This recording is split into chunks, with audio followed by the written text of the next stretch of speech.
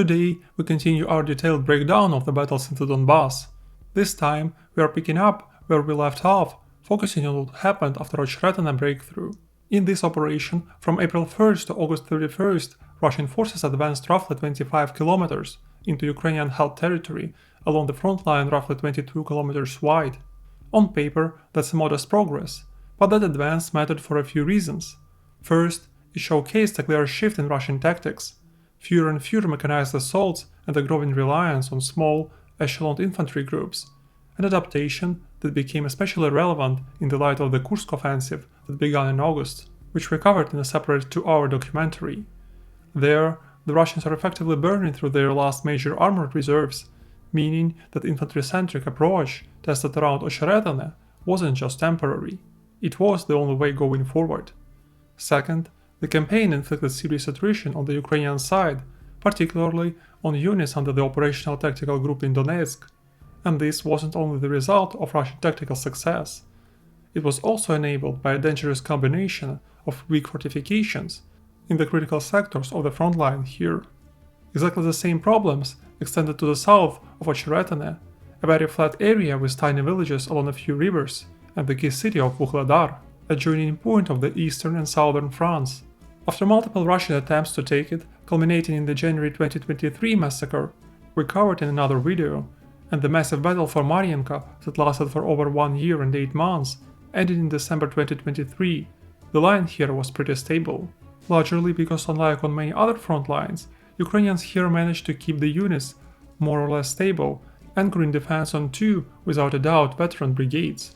The 72nd Mechanized, famous for its decisive role in the defense of Kyiv, and then Vuhledar, and the 79th Air Assault, known for the defense of Mykolaiv, and then the battle for Mariinka. Yet, despite a stellar track record, the fact that those held line here for years was also a double-edged sword. The thing is that the front line here was so stable, and the above-mentioned units were so effective, that they were often deprioritized when it comes to replenishments and rotation. Instead, from time to time, they were temporarily reinforced upon need by separate battalions from other units. Slowly, the core brigades that mounted tenacious resistance hollowed out. Obsolete or non-existent fortifications outside the key city of Vuhledar also did not help, and this was another sign of clearly bad command and control, with responsibility mostly lying on the head of the operational tactical group in Donetsk, Alexander Lutsenko, and his staff. A rotation of the 72nd Brigade was actually planned for August, and then it never happened. A Ukrainian parliament member publicly criticized this decision, and Russians quickly realized that they could capitalize on the weakened front line.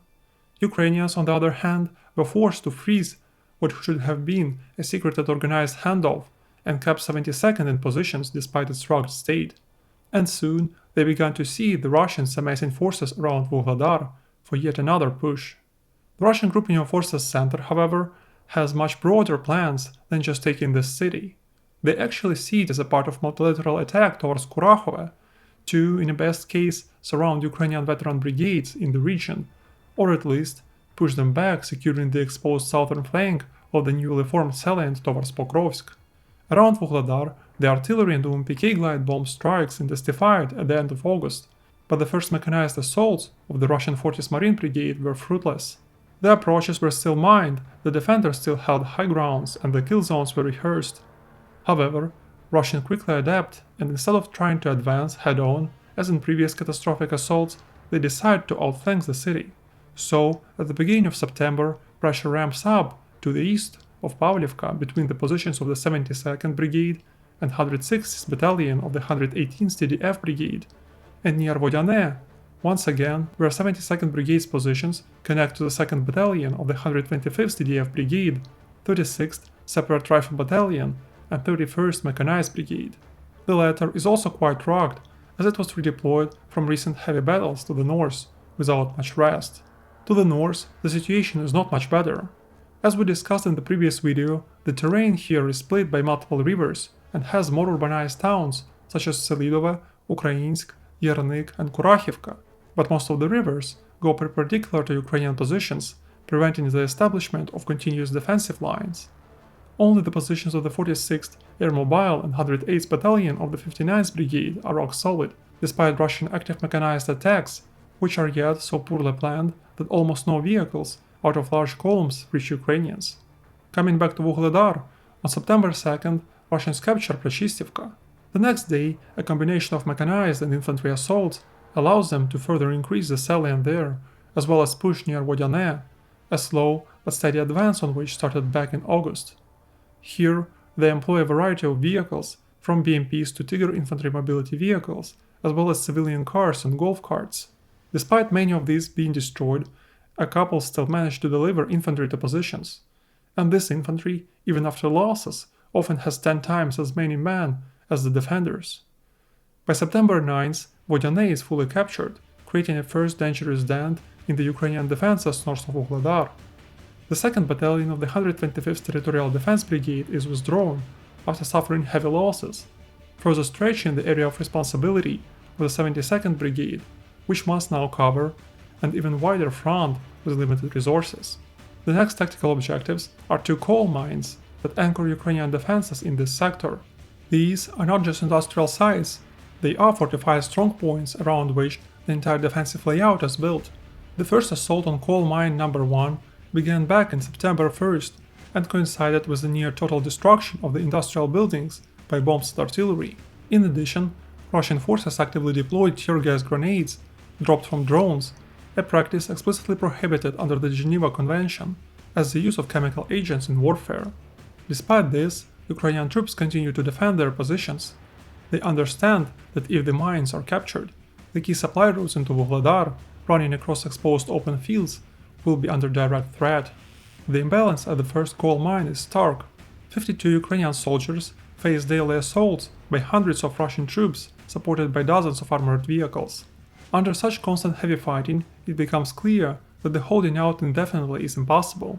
Eventually, without receiving a formal order, half of the Ukrainian company defending the mine retreats under pressure. The decision is rational. There are no practical means left to hold the position, with logistics paralyzed by drones, but its consequences are serious. The city's flank is weakened, and the episode highlights clear missteps at higher command levels, where expectations no longer match battlefield reality. Thus, such withdrawals, not ordered in advance, but forced by the destruction or overwhelming of positions, increasingly become the norm within the Ukrainian grouping of forces Donetsk. At the same time, Russian forces begin infiltrating in Ukrainsk and Hrodivka. The newly arrived 93rd Mechanized Brigade requires time to adjust after replacing the exhausted 47th Mechanized Brigade, which has finally been rotated out of combat. A particularly complex situation also develops east of Yernik. Ukrainian forces are partially cut off by the Volcha River, yet they are unable to establish solid defensive positions along it due to mounting pressure near Ukrainsk. By September 13th, it is almost encircled. To avoid logistical collapse and the risk of being fully cut off, Ukrainian forces initiate a gradual withdrawal from the far bank of the Volcha River. This sector also exposes a deeper issue: unit fragmentation. Due to constant need to plug gaps, small elements of various units are temporarily subordinated to different brigades. At one point, for example, the 59th Brigade is responsible for 18 attached battalions, in addition to 9 of its own, all with varying levels of staffing and combat readiness. Managing such a formation is extremely difficult for a single brigade staff, yet removing these units is not an option, as they are holding the critical sectors of the line. This situation mirrors problems at the higher command levels as well. Ukrainian operational tactical groupings do not have permanent composition and can be reconfigured with additional forces. While this provides flexibility, it also diffuses responsibility for losses.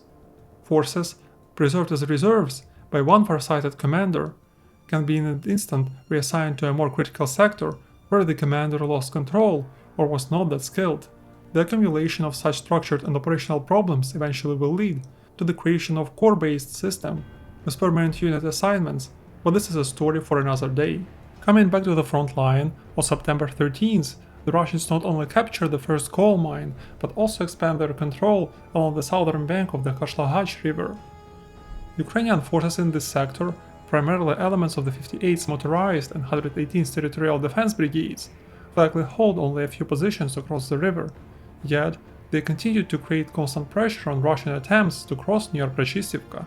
With the flank increasingly secured, and simultaneous assaults underway against the coal mines east of Vuhledar, the Russian plan becomes clear, especially with the redeployment of the fresh 5th Tank Brigade. In reality, this formation no longer operates as a true armored breakthrough unit, but functions more like a motor rifle brigade, as the modest remains of Russian One's West tank arsenal now appear on frontline mostly in heavily improvised, up-armored turtle tank configurations designed to transport infantry rather than conduct classic armored thrusts. Coming back to Vuhledar, Ukrainians lack the forces necessary to reinforce its flanks or launch the kind of counterattacks seen in 2022 and 2023. Another coal mine, north of city, is eventually lost after determined Russian assaults, but its tallest building is blown up to prevent drone crews from using it. So, Ukrainians retain control of the dominant high ground inside Vuhledar, continuing to leverage this advantage to systematically eliminate advancing Russian infantry with FPV drones and heavy vampire hexacopters. However, not for long. By September 19th, Ukrainians mostly withdraw from Ukrainsk and Hrodivka, compromising what has looked like a solid chain of small industrial towns, the breakthrough of which would have been a huge problem for Russia in 2022 or 2023. Now, due to a shortage of manpower on the Ukrainian side, this is no longer the case. Urbanized environment becomes much easier to infiltrate in when defenders are not present in every building and strongpoint, and provides good protection from drones. Another particularly hot sector of the front line is the area around Maximilianivka and Ostre. Despite the Ukrainian 46th Air Mobile Brigade and supporting units destroying multiple Russian columns there, a slow crawl towards Kurakhove begins, with a surprisingly large concentration of armored vehicles committed specifically to this direction. Yet, the most critical situation likely unfolds near Vuhledar. There, the Ukrainians still have not received an official order from the grouping command to withdraw, but logistics becomes increasingly fragile. On the same day, all drone crews are forced to pull back to positions north of the town, from where they continue supporting the infantry still holding in the urban area. By December 24th, Russian forces, despite sustaining heavy losses, managed to infiltrate in the suburban areas adjacent to the city and simultaneously expand their control to the west, forming a dangerous pincers that begin closing in on the last logistical route into Vuhledar. Only at this stage does the Ukrainian command in this sector finally authorize a withdrawal, a decision that by many accounts comes several weeks too late, as control over the situation is nearly lost. The retreat proves costly. Ukrainian units come under intense pressure from Russian FPV drones, artillery and remote mining. Vehicles must be evacuated separately, moving under the cover of the fog and darkness to reduce exposure, while the bulk of infantry withdraws on foot in small groups to minimize detection and subsequent losses. Throughout the retreat, Russian forces continue aggressive assaults, attempting by all means to complete the encirclement. They attack with whatever mobility they have available, including civilian cars, ATVs and motorcycles, suffering heavy losses themselves in the process. Despite this relentless pressure, they fail to cut off the withdrawing Ukrainians, and the extremely bloody and complex retreat is ultimately completed by September 30th. At the same time, the grouping's command likely hoped to stabilize the situation with a counterattack, understanding how disastrous it would be to send additional troops into what had effectively become a trap. Lieutenant Colonel Igor Grib, commander of the 186th Battalion of the 123rd Territorial Defense Brigade, took his own life after assuming responsibility for his unit's refusal to enter the already encircled city. So, by October 1st, Vuhledar, a key junction of the eastern and southern front lines which held for more than 2.5 years, falls to the Russian forces, marking one of the Ukraine's heaviest defeats of 2024. Officially, responsibility is placed on Colonel Ivan Vinnik, commander of the 72nd Mechanized Brigade, who was dismissed on September 21st, even before the withdrawal was fully completed. Yet, it remains an open question what he realistically could have changed under these circumstances. His brigade faced collapsing flanks, a chronic lack of reinforcements, and the burden of holding approximately 35 kilometers of front line largely alone. Greater responsibility arguably lies with Valery Kurach, commander of the tactical group in Vuhledar, who is also responsible for the deteriorating defense of Kurakhove, as well as Alexander Lutsenko, head of the operational tactical group in Donetsk, under whose authority issues such as insufficient reinforcements and inadequate fortifications persist since the Ocheretyne breakthrough. At the same time, the defense of Vuhledar goes down in history as one of the most tenacious battles for a single strongpoint. In this sector alone, Ukrainian forces are assessed to have effectively destroyed the combat potential of roughly 9 Russian brigades.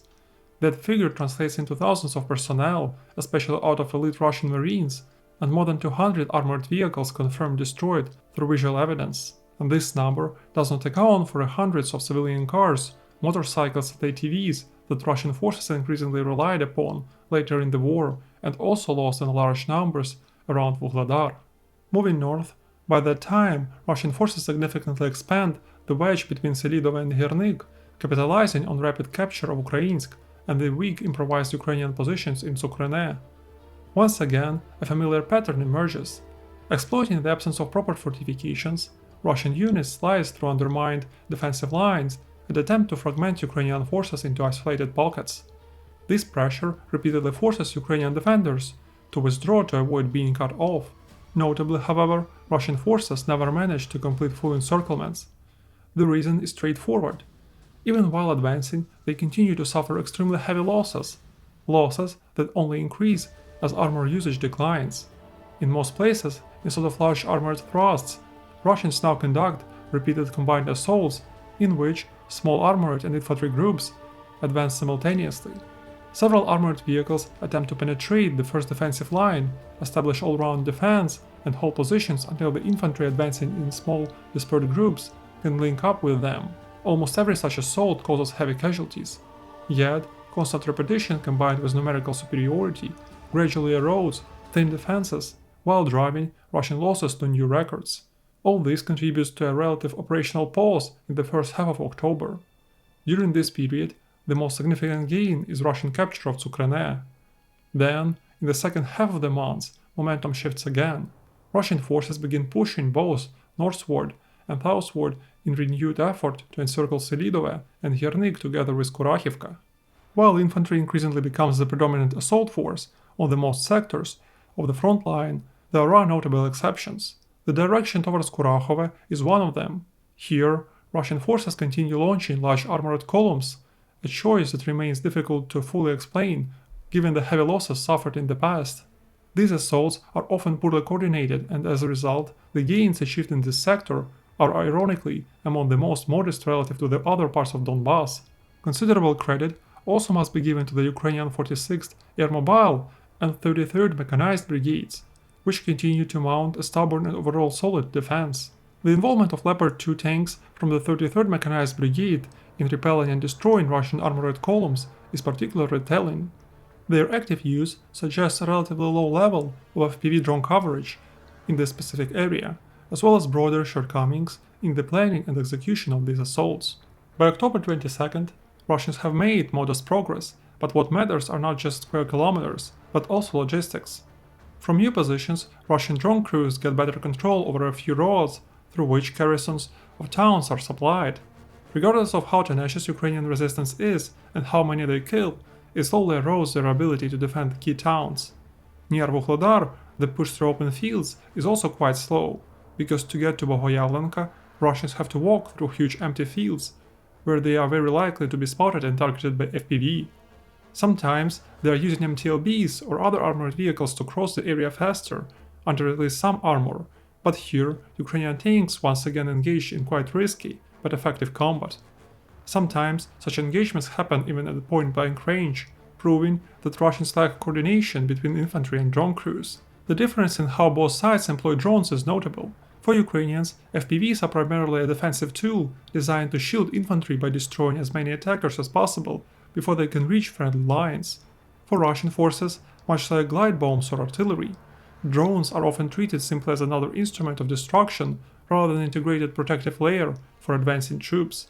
This doctrinal distinction gives Ukrainians a tactical edge, even though Russian forces have significantly improved in both the quality and quantity of their drone fleets and are increasingly capable of disrupting Ukrainian logistics in multiple sectors. Meanwhile, pressure mounts from the southern flank. There, Russian forces seek to exploit a chain of small villages along the river, moving from one settlement to another to reduce exposure to drone strikes. The terrain along the river, where constructing durable fortifications is extremely difficult, works in their favor, and further complicates Ukrainian defensive efforts. Meanwhile, near the key town of Pokrovsk, the undisputed main Russian objective in the region, sidelined only to capture Kurakhove first, the situation remains relatively stable despite a large number of armored assaults. Once again, this underscores how much warfare in drone era favors infantry-centric tactics. The most notable Russian breakthroughs by September 27th occur not around Pokrovsk itself, but in Hernik and Selydove. There, minimal armor is committed. Instead, hundreds of small disposable infantry groups, often just 2 to 10 men, advanced against scattered Ukrainian positions and lightly manned observation posts. Combat inside towns resembles a sequence of rapid raids rather than continuous frontline battle. Ukrainian forces, primarily from the 15th National Guard Brigade, use MRAPs to quickly reinforce certain positions and then withdraw from others, maneuvering with very limited reserves.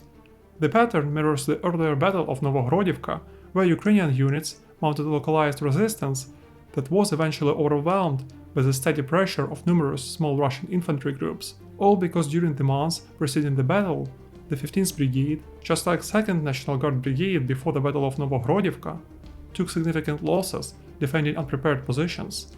Its commander was also removed mid-battle just because he reported to the head of the grouping the truth about the rugged state of forces under his command. All this contributed to quite quick fall of Selydove, where Ukrainians simply did not have enough men to establish solid defenses. Yet, even here, Russian attempts to transform rapid gains into full encirclements once again fall short, as Ukrainian forces managed to avoid being completely cut off.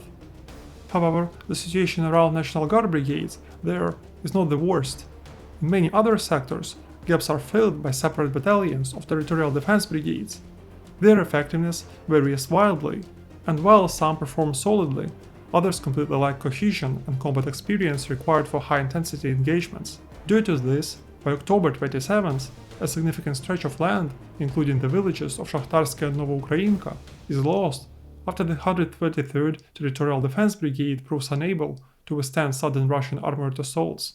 By November 1st, Yernik, Kurakhove and Selydove, along with multiple villages north of Vuhledar, are captured, marking another significant collapse of the front line in Donbas. The underlying causes remain the same, but the cumulative effect brings the Ukrainians quite close to the real battlefield catastrophe. Russian forces, meanwhile, well staffed with expendable troops, and to the full extent leveraging the infantry-centric infiltration tactic, continue to concentrate their efforts on two primary objectives, Kurakhove and Pokrovsk. The latter is already under growing threat of encirclement. However, Ukrainian forces prepare to mount a far more determined resistance there, not only because Kurakhove is one of the most fortified towns in the area, but also because it's defended by the 46th Air Mobile Brigade, the formation that has likely lost the fewest positions in the southern Donbas through the last months. Yet, Kurakhove's fortifications are densest to the south, built around trench networks designed for assaults from that direction, while it's now increasingly clear that the main Russian pressure is coming from the east.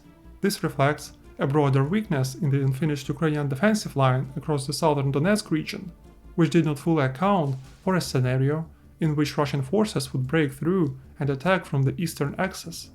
In an attempt to slow the pace of Russian advances, the 35th Marine Brigade and the 225th Assault Battalion are redeployed to reinforce positions near Tsukrane and Selydove. South of Kurakhove, the 33rd and 1st Assault Battalions are also committed. These battalions are often described as firefighter units, subordinated directly to the Commander-in-Chief Alexander Syrsky. Rather than holding static sectors, their purpose is rapid redeployment to critical areas in order to disrupt enemy tempo through swift and decisive counterattacks. The Kursk offensive served as a proof of concept for this approach, and Syrsky has since formalized the broader vision of how these assault troops should operate. They do not stop Russian advance completely, but slow it down by November 15th, despite continued massive artillery and glide bomb strikes and numerical advantage. Moreover, the Ukrainian command squeezes water out of the rock and redeploys to the area previously stabilized by the assault battalions, more permanent units such as the 37th Marine Brigade, to back up the 79th Air Assault, which finds itself surrounded from three sides, as well as 11th National Guard Brigade. At the same time, Russian forces intensify assaults directly on Kurakhove, and surprisingly for Ukrainian command, Velika Novosilka, another undermanned and increasingly vulnerable sector of the front line. By November 22nd, Russian forces make significant progress towards it, and by December 2nd, the now familiar envelopment maneuver begins to take shape. A similar pattern unfolds near Kurakhove. There, Russian troops are locked into heavy urban combat against the 46th Airmobile, 116th and 33rd Mechanized Brigades, while simultaneously attempting to bypass the city from both south and the north. It's important to note that such envelopments are not always the product of carefully orchestrated plan. More often, Russian forces apply constant pressure with numerous small infantry groups across the broad front line and exploit whichever sector gives way first. Although Russian troops managed to break through several outdated and unfinished Ukrainian defensive lines, particularly in open areas, they are unable to push directly into Pokrovsk itself. The newer fortifications around the city are constructed differently and prove more effective. Instead of extensive trench networks, which Ukraine lacks the manpower to fully occupy, the defenses consist of layered barbed wire obstacles and long ditches. These are designed less to stop vehicles and more to slow down advancing infantry, buying critical time for drone operators to engage and eliminate assault groups before they can close the distance. Ukrainian forward positions are now more dispersed and increasingly concealed within tree lines to reduce vulnerability to OMPK glide bombs, functioning primarily as observation posts that relay targeting information, while drones carry out the bulk of defensive firepower.